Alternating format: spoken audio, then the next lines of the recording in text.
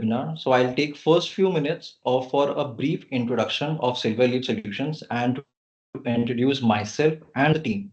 And in the next 30 minutes, we will hear Corinne guiding us on how to secure significant savings through independent support for enterprise software, ensuring continued value for perpetual enterprise software. We'll take another 10 minutes to address the questions that you have. And in case you have any questions during the discussion, you can type in the questions in the chat box. And then we wrap up the session. So, a quick snapshot of who we are. So, Silverleaf Solutions was founded in 2015 and is headquartered in Gurgaon. We are a global, independent, and research based organization specializing in software licensing advisory, software asset management services, cybersecurity solutions. Our expertise lies in optimizing multi-year software licensing contracts from Tier 1 and Tier 2 publishers, delivering guaranteed annual savings of 12 to 15%. With our presence across India, US, Singapore, and UAE, we've empowered customers for a decade to make informed, cost-effective IT decisions. So, just starting with a round of introduction. So, my name is Akshay, and I've been part of Silverleaf Solutions for past 2 years, and it's been a great journey. I take care of business development. I am joined today with my colleagues Prerna and Vanshika, who are equally passionate about helping businesses navigate the complexities of IT investments. We are honored to have with us Mr. Mayank Srivastav, founder and CEO at Silverleaf Solutions, and Mr. Sushruth Parthi, Vice President, Business Development and Strategy. Both bring nearly 2 decades of experience across top OEMs. So, why are we here today? If we talk about the market trends, then as you can see on the screen that recently Gartner recommended exploring third-party support for software vendors like IBM, Oracle, and SAP continuing rising costs. Forresters echoes the shift, calling third-party support a serious alternative, specifically after VMware's disruptive pricing changes. Companies like Sainsbury have already been saved 10 millions by moving to third-party IBM support without sacrificing performances. So this is where Origina comes in, a smart alternative, which is a global provider of third-party IBM, HCL, and VMware software maintenance that Gartner consistently recognizes as a cost-intelligent alternative to traditional software vendor maintenance. As Origina helps organizations reduces support costs by up to 50% annually, improve uptime, and extend the life of critical IT systems. So it's now my pleasure to introduce today's keynote speaker, Corinne Campbell. She is a highly accomplished business development and sales executive with more than 30 years of experience in Australian and New Zealand technology market, including over 7 years working specifically in the independent software maintenance sector. Her contributions ensure that Origina continue to provide world-class maintenance and support to the customers while strengthening their presence globally. She will draw from experience while working in the ISM sector to ensure that everyone knows options they should be seeking at their next renewal. Yeah, I'll now request Corinne to take the discussion forward. Over to you, Corinne.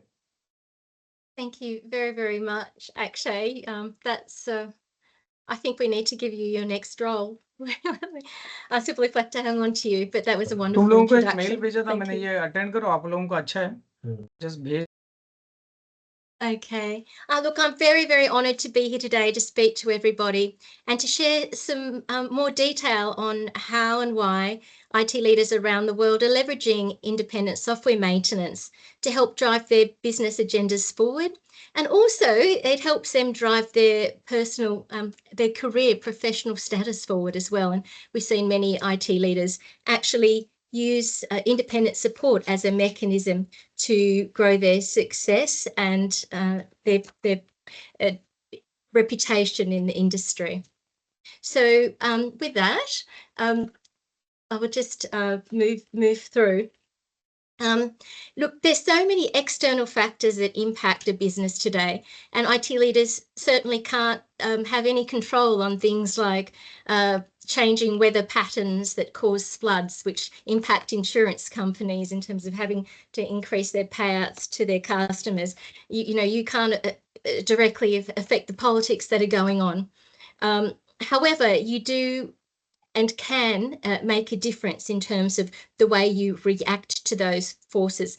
And that is driven obviously by having an agile IT infrastructure platform and being able to sort of put in changes into to business to respond and to provide competitive advantage, so that you not only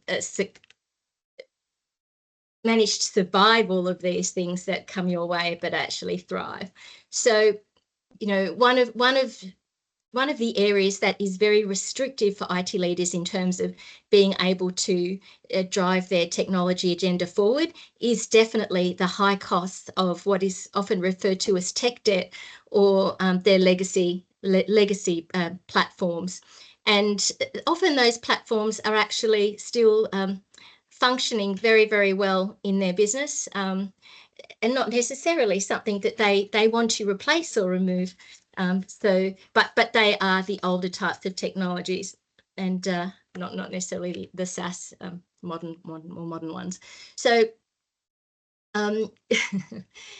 it's very well reported now, especially with Gartner in 2022 and 23. Like actually I mentioned, that around 90% of your budgets go towards keeping the lights on, and that is a technology. As soon as you deploy it, the Liberty Mutual CIO mentioned last week, it is considered legacy. So 90% of that cost, leaving only 10% for you to drive your innovation agendas, and that is not very much at all.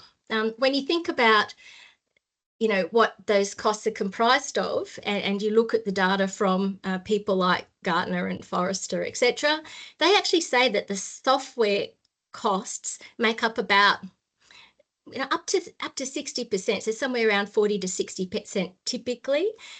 So that when we're looking at how we can break through the boundaries to innovation, and where we can make savings and shift the needle so that you can actually reduce the cost of keeping the lights on, so you have more to spend. And I'm told that the amount that's spent, or my research tells me, the amount that's spent on innovation can be as low as 5%. So you really want to increase that. Clearly, the software costs are a good place to start, because if they're the biggest bucket of expense, you'd think you could find the biggest savings there. So ideally, we can shift those costs.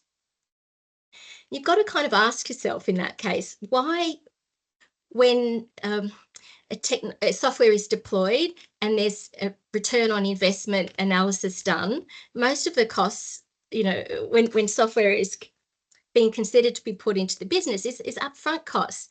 And yet IT leaders find themselves facing challenge around being able to reduce the costs of mature deployed software within their realm. And why is that?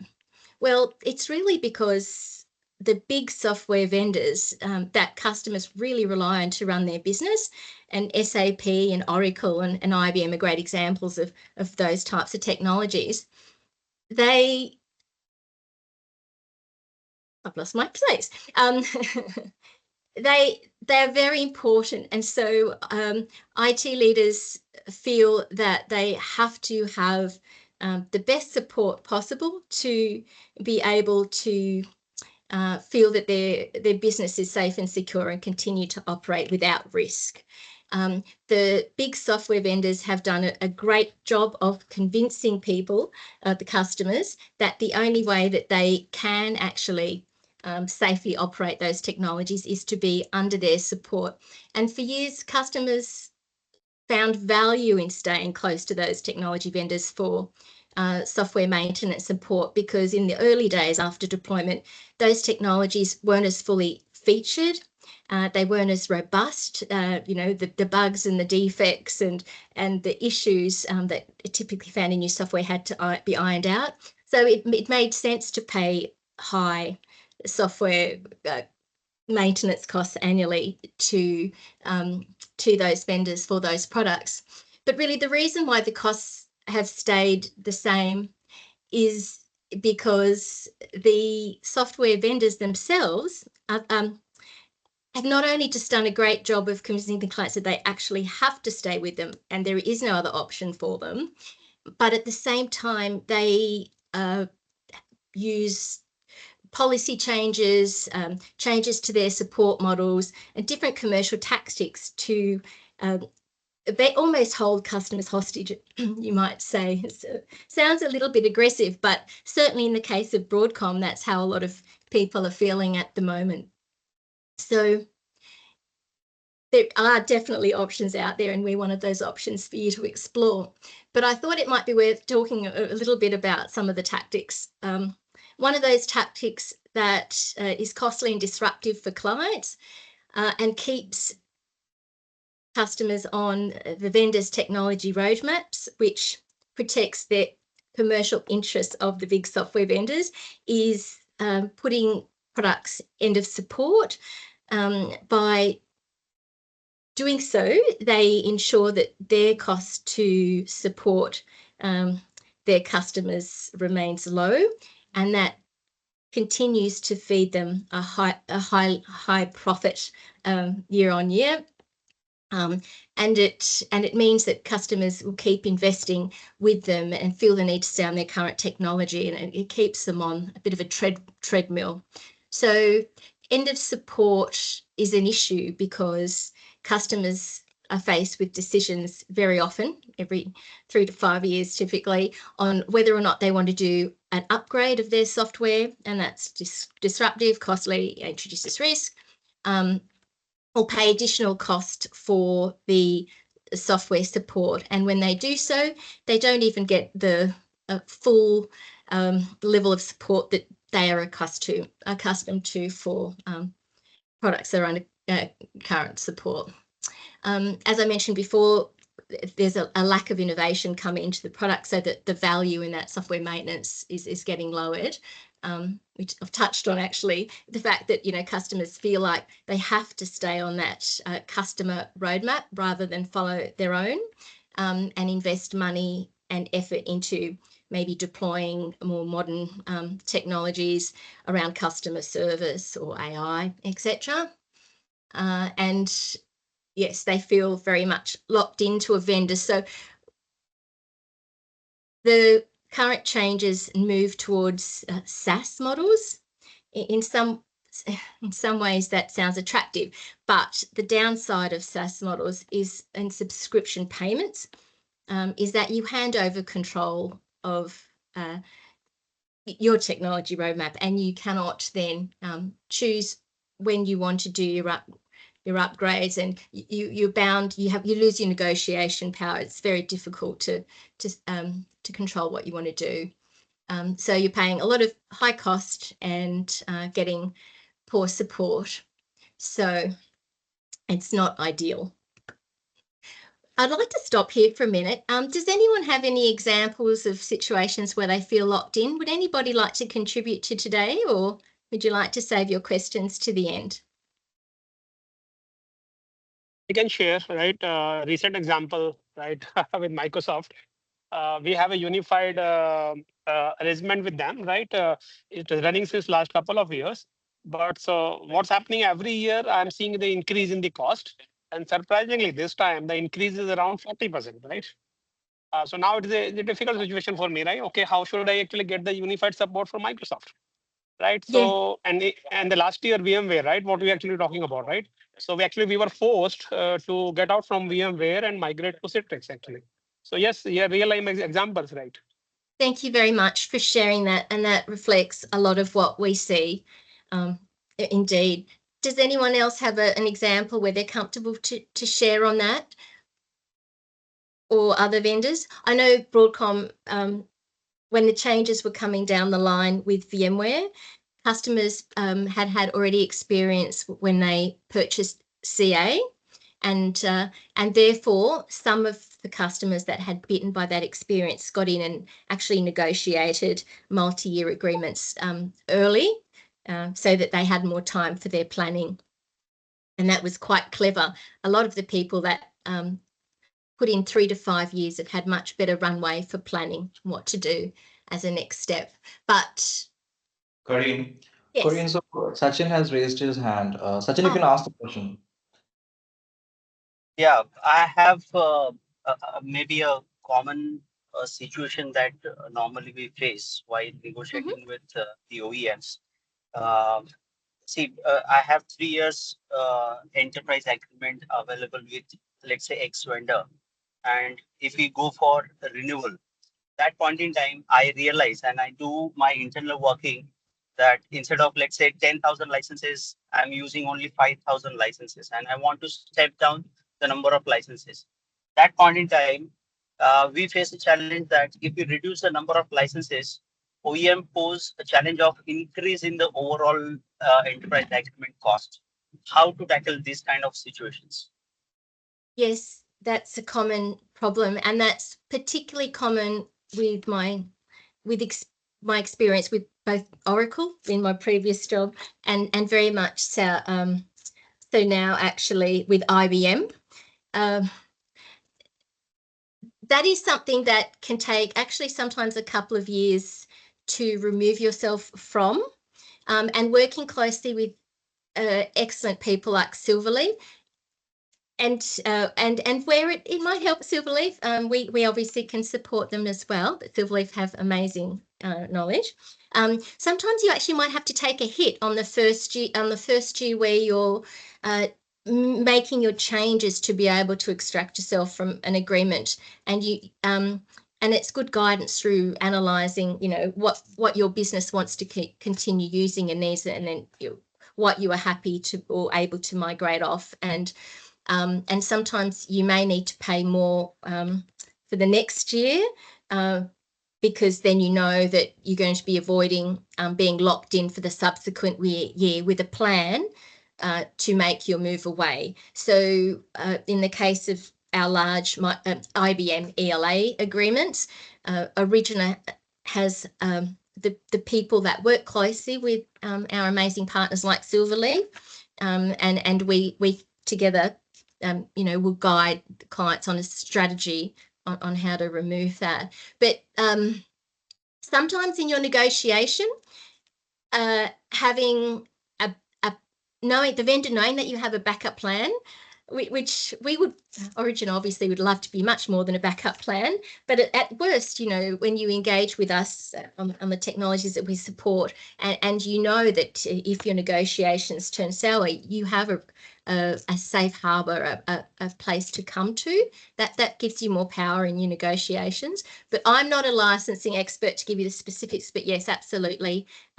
It's difficult because they've actually designed their licensing models to lock you in, and we call that changing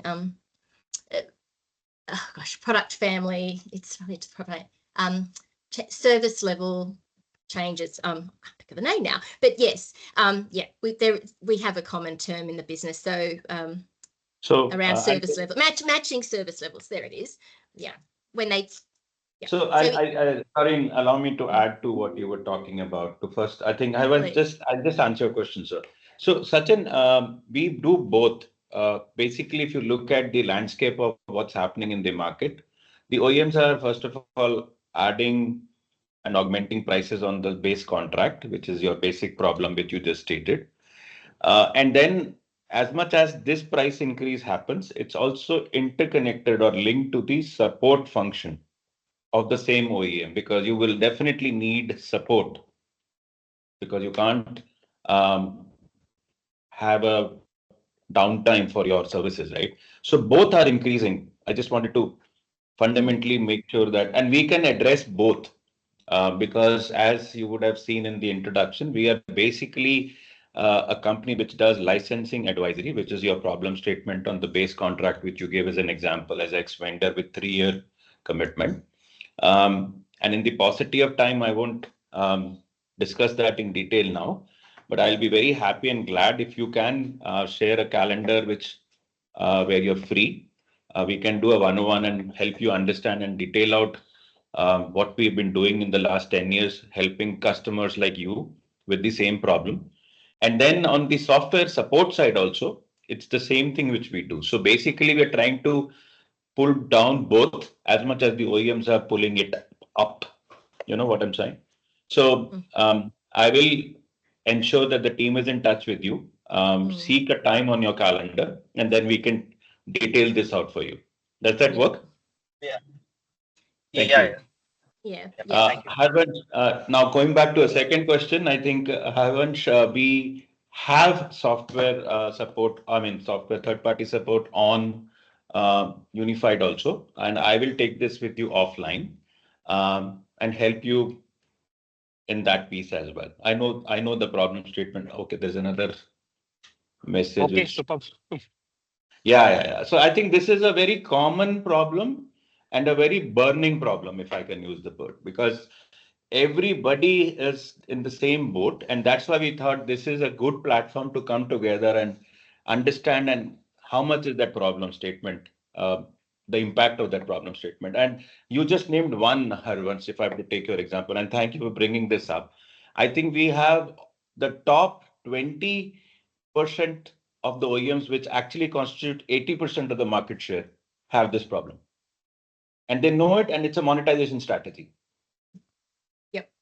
Yeah, Shoshana, the second, I also posted a second question right around that. Okay, regarding the R&D and engineering support required from the vendors. Any insight on that?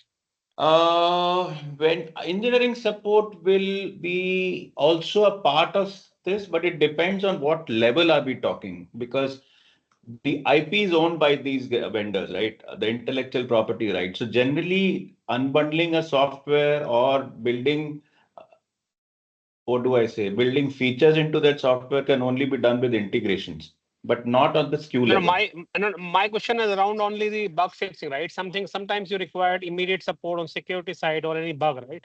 So normally then you reach out to the engineering or R&D team, right? Okay. Not, yeah, that's it. Yeah, so we do have that, and I'll address that also. Can we please note down the Access Max Lives questions and make sure that we address, and All right. including Thanks. Satyan's calendar. I will do that with you, but the answer is yes. Corinne, back to you. Oh, no, that's all very pertinent. And one of the areas we didn't touch on before is the kind of coercion and force that the vendors have, and audits, IT audits, which I'm sure Silverleaf do a lot of great audit defense work with you on. They actually use audits to very much scare customers into renewing and taking financial hits in terms of the compliance fees that they charge, and also one tactic is you pay this compliance fee and we'll make this will sort of impact the other costs more positively for you, and so on. So audits are definitely one of their strategies and tactics, which is a bit of a shame. And even though customers often come to us when they're looking for us to resolve a problem, and the dissatisfaction around the relationship with the vendor through an audit process is one of the ways that we actually hear from a lot of customers, and one of the avenues. So this is just what we were touching on before. It seems like everyone here is quite familiar with the types of changes that we've been talking with as they relate to Broadcom. Broadcom have been very, very aggressive when they came into the market, very not that long ago, and they very quickly changed the way that the prices, the products were licensing models work, and increased the pricing, and justifying that move on saying, well, we're giving you access to this product bundle with all these extra features and functionalities, and therefore we have to lift the prices because we're making this available to you, even when the clients didn't want all of the extra features. They had no choice. They also did things like take away the old VMware portal without basically any notice, and customers were left unable to access information, and it impacted the way they could download things that would actually help them support their environment. So they've really not been very fair to clients. And when it's coming to negotiations, some of you have been through it, they're being very difficult. And when customers are waiting for their price. They're left waiting till the very last minute.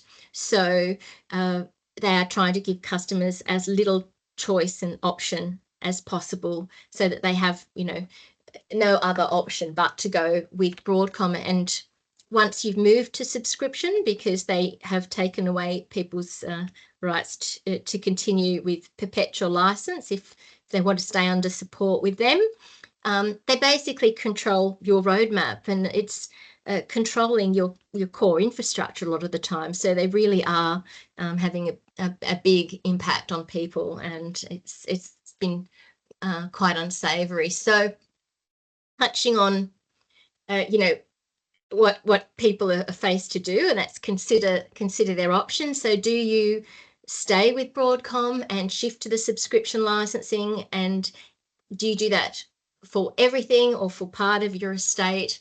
Do you go naked and bear the risk of having an incident that you cannot resolve that might impact your business? Do you bring all of your licenses to independent support, or a portion of them, or you know, can you get to a cloud provider quickly enough? So, you know, if you go with Broadcom, the minimum I've heard anyone have is 150% uplift, and that was once only. More often, the minimum is at 200% price uplift. And you've probably all seen the AT&T case in the US, and you know, their price list was 17%, and we've heard similar stories here. So it's interesting because originally people were saying that it was the smaller customers that were more impacted by that, but in fact we've heard stories from AT&T and other large organisations that have been hit quite bad. So you can move to a hybrid sort of support. So you can have mix and match with Broadcom. So that's something that Silverleaf can walk you through and see if that's an option for you. And certainly clients will bring everything to us, particularly when, like the other gentleman mentioned earlier, they are moving off. They have a different type of technology.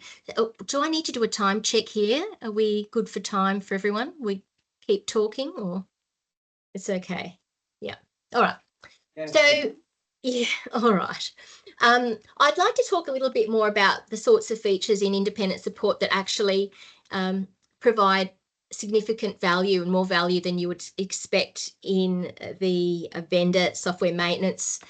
So I'll try and walk through a couple of very quick examples to get to that, and then we can delve deeper into specific type of use case or etc. So this is a organisation within Australia. It's within the telco industry, and they had a situation where it was their international head office that managed the Broadcom negotiations. So they were given a bucket of money to spend or like credit with Broadcom, which didn't cover off even half of what they needed. So they were stuck because big organizations still have budget challenges because of everything that they need to do. So they came not just to us, but they compared us to our competitors, and we we're their provider of choice because we take on the more complex VMware support that our competitors don't do. And in this case, it was NSX that they needed support on. And they have us supporting critical parts of their business. So it was important that they put us through good due diligence. So when you're considering independent support and it's a new concept, you know, you obviously would have a lot of questions, and you would need a lot of reassurance that it's a safe harbour for you. And you can rest assured that Origin has amazing service delivery model and commercial and technical people, and we will take you through and hold your hand alongside Silverleaf to review what we can offer you. So they had a very good outcome. They managed to not have a big dent in their budget, and they have achieved top-notch support, and they're happy, and they've even asked us last week if they could explore other areas of with us. So that's just one win. With VMware, one of the other telcos actually, for whom we manage all of their IBM environment. A very big brand name here in Australia is also considering us for their VMware support, and very happy. And, you know, their savings are in the millions. So we also have another large financial service here. We have banks around the world, because I know there's people here from the financial industry. So we're very, very credible and very strong and very trusted. Just like to mention, but it's already been brought up here, that there's been a lot of concern around the Microsoft end of life announcement for Windows 10. You know, out and about, although that's not an area of expertise for Origina, certainly we do hear that there's a lot of thought going into what companies are going to do in the planning. And someone touched earlier about timing. So always when you're looking to make a change in this area of support, please do allow enough timing, because Origina are very agile and we can certainly respond to your requirements quickly, but it's usually your internal reviews when you haven't consumed internal independent support before that requires a little bit more time. Did anyone want to share any experience on them? Or actually, would you like to talk about the Windows 10 and what you might be able to do to help clients there, apart from your unified support offering, or you feel that you've touched on that enough? No, enough. Okay, move down. All right, so moving along to a couple of other case studies so you can get a feel for scenarios when people like yourselves would consider independent support. So I think our Sainsbury's, and you mentioned that actually earlier, which was nice. Sainsbury's is a good client of ours to talk about, because people sometimes can be more comfortable looking at independent support for parts of their estate which they see as something that they will decommission in the next few years. In that situation, when people aren't very comfortable with independent support in the early days, they might think, well, you know, I'm concerned about the relationship with XYZ vendor. You know, I don't want to go to them, you know, if I'm going to have a long relationship with or a long use case for a certain one of their products, etc., etc. But in actual fact, over the years in independent support, vendors will always want to maintain or reignite a relationship. So you never have to worry about vendor backlash, because they're very keen to always have any business that they can get.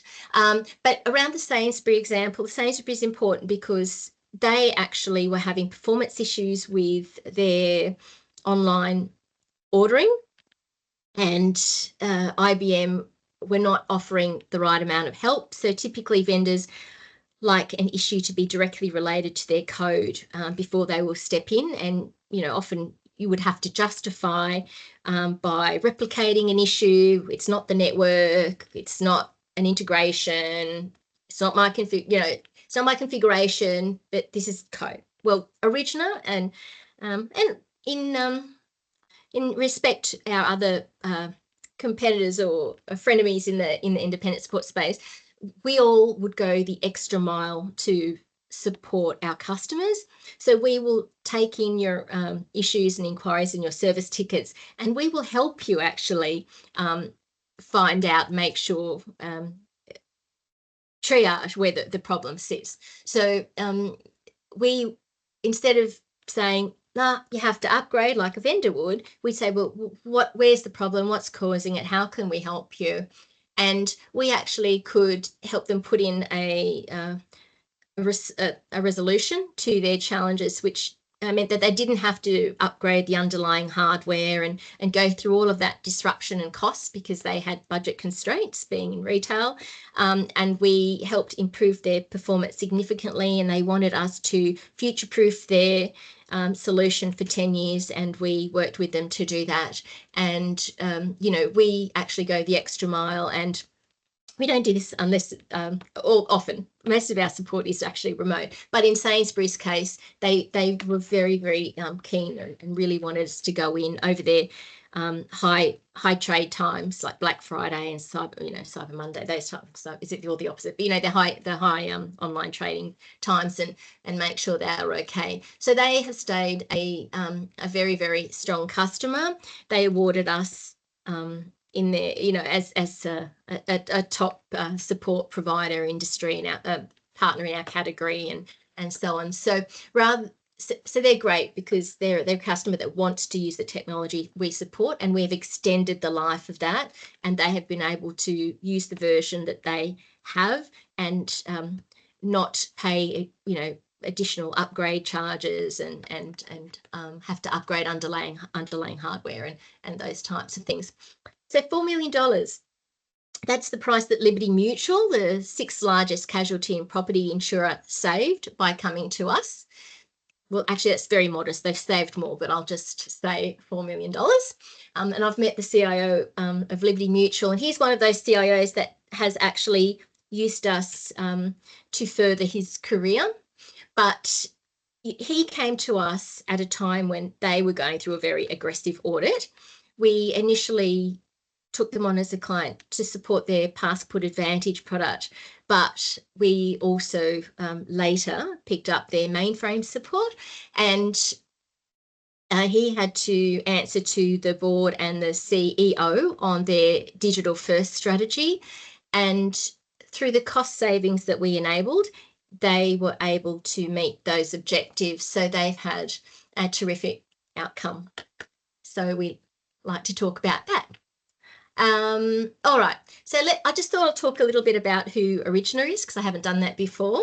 We are the global leader for independent support for IBM HCL technologies, and we are gaining a lot of respect for our VMware services, which use the same delivery model mechanism, so just as amazing. And we obviously Gartner appointed, and because of the nature of IBM software, we are supporting, you know, the top tier customers around the world. We are, you know, major bank like Citizens Bank. We support 2 of the big banks here in Australia. I'm based in Sydney. We support another one of the medical insurers here in Sydney, the largest telco here in Sydney. So all around the world, both across, you know, IBM Passport Advantage products and mainframe products, and now VMware. We recently also brought on board a client called, well, I won't do this, one of the largest probably the largest data center in Europe around airline transactions, real-time data. They were stung by a big Broadcom bill that they didn't want to pay. So we've recently brought them on in the last couple of months, and they're another multi-million-dollar a year agreement. So we have a lot of very happy, satisfied clients. It says 180 there. It's probably more over 200 now, but it's close enough to that. Yes, so we have, our service offering is more value than what you would get out of your software OEM. We provide that same 24/7, 365 availability. We have a large array of products that we support, of course. With the way that we actually allocate our technical people to you, we handpick people that we have known and seriously, very stringently vetted in the market, and we allocate 2 very senior engineers per product family to our customers, one in the local time zone and one in a opposite time zone, just to get that coverage. And of course, they're backed by the larger pool of engineers and a technical council, which provides governance over the top. So we support all versions. So we look very much to protect our clients' software. Security is of utmost importance for us. And you did raise security before, and if we've got time, we can talk a bit more about security.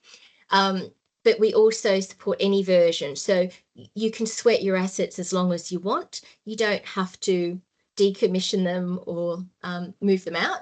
We can actually help you get that ROI on them. We help you or provide guidance around archiving your entitlement. So when people move over to independent support, you do lose access to software patches and software updates. And when, again, it's a matter of understanding that we actually can provide a more extensive, a broader range of a more highly featured, fully featured security service for you. and we can provide our own patches in a sense, and we can actually help you enhance your software. We will always help customers understand if what functionality they want is already within the product and they don't actually even know it, because that happens a lot. But where it isn't, there are ways, obviously, we can enhance the product. Not always, but a lot of the time. So we do extend the life and enhance the products for you as well. We offer Meet the Experts workshops. Once a quarter, you have access to a half a day with your technical experts. We call them global independent experts, or anybody else that we have on our in our family of expertise, and it helps you get the sort of guidance that you would not easily go to. You'd be charged a fortune for from your vendors. It's an opportunity for us to look, at areas of concern or areas you'd like to improve. So optimizing your platforms, we always like to make sure our clients are running, and optimize their platforms. And sometimes there may be projects identified where our partners can step in and help you. So Silverleaf might actually work with us, and they may not do a license advisory piece of work for you, but it may be something that we identify, or maybe there's another type of service they've done license advisory. We work together and you become a client of independent support, but maybe you want to deploy a new feature, or there is something that you want to do around the software that we work with you on, and Silverleaf could probably help you. We'll work that through. And obviously we have customer success people, and they make sure that they really give you that personalized level of service, and will be a bridge between Silverleaf and ourselves to make sure that you're getting the best service possible. So we just have an amazing company culture here at Origina, and it really is about customer service and customer experience, and we'd always make sure that we can provide the utmost value to you. So we hope we get an opportunity to prove that. And they're just a few of the logos. We've got so many, it's too difficult to understand. But I would expect that if you have lots of questions, or even just are curious about what we could do to help you with, you could tap Silverleaf on the shoulder and they could help set up a call. I would bring in probably, not necessarily, but probably my colleague Jay Tucky, who's head of sales, and we could look at how we could help you. Like I actually mentioned, as an indicator of cost savings, you could imagine, hopefully 40 to 50 at least % savings. We really aim for savings that high, and that is the upfront savings. There's other sort of soft costs around not doing the upgrades or not having to do onerous software patching cycles if you don't want to. There's other areas that we could look at how we could save additional costs, but that's a great starting point. And if you'd be happy to talk more to us and share some information, it's very easy to talk you through the steps of what we could do to assist you. And yeah. And would anyone like to ask me some questions? Rahit, yes. Hi, Corinne. Thank you so much for taking us through the slide pack. I'm just keen to understand what kind of customers you have in utilities and manufacturing areas. Yes, what's the general profile? Yeah, we do have quite a few in manufacturing, and we do have some in utilities as well. And utilities, particularly in Australia, not just from an original perspective, but an independent support perspective, are very open to our services because they have the commitment to the government and the public to make sure the prices of electricity and water and basic services are low. So an example of a great utility that's easy for me to share is actually California Edison, an energy provider, and we started with their Passport Advantage, and then also because they loved our services so much, and our partnership also asked us to support their mainframe. They were our first mainframe ZOS customer. So that's a great example, and we do have other ones around the world, and we're talking to quite a few here in Australia at the moment that haven't come on board with us yet, particularly around Maximo, because as you know, utilities often use Maximo asset management. So I'm happy to share a little bit more on that and a case study for you if you'd like. We've actually got California Edison speak. They did a video, like a video interview for us. I could send you that and you can have a listen. Sure, that would be nice. Thank you so much. Yeah. So it's the utilities, and did you say there was another industry? I've just forgotten. So manufacturing and utilities, that's it. Yeah, those okay. those are the asset-based industries, and if you look at the whole industry today, particularly in manufacturing, there are many greenfield opportunities coming up, and the life cycle management of applications is a huge area where across the globe. So with the supply chains shifting from one geography to another, you know what I'm talking about, right? So some of these manufacturing industries are very keen to liaise with companies like yours to be able to provide the relevant services. So glad you named a few of those. If you can share, if you can share some videos, etc., what the kind of work that you've delivered, that would be awesome. Yeah, okay. Yeah. One of the local manufacturing examples is George Weston Foods. So we do a piece of work in there, and we're looking at an additional piece. And globally, another example is Playdius. They do McVitie's biscuits and so on. They're one of the biggest snack food manufacturers in the UK. So I can share some information on them as well. They're a bigger consumer of our services than George Weston Foods. Yeah. Understood. Thank you so much. Really appreciate it. Yeah. Any other questions that anybody has on the call, they can unmute themselves and ask, or they can also write in the chat box. I'd actually like to ask something. I'd like to ask, has anyone on the call actually looked at independent support before? I don't think so. No. Yeah. Wow. You need to have some options. It's great to have an option when you're going in and looking at spending money. So we'd love if you could let us help you with that. Sure. Okay, so thank you all for joining us today. We truly appreciate the time and attention you've given us out of your busy schedule. A heartfelt thanks to Corinne for sharing such valuable insights and providing a real world perspective on how Origina is driving meaningful outcomes. And of course, thank you, our esteemed audience, for your participation.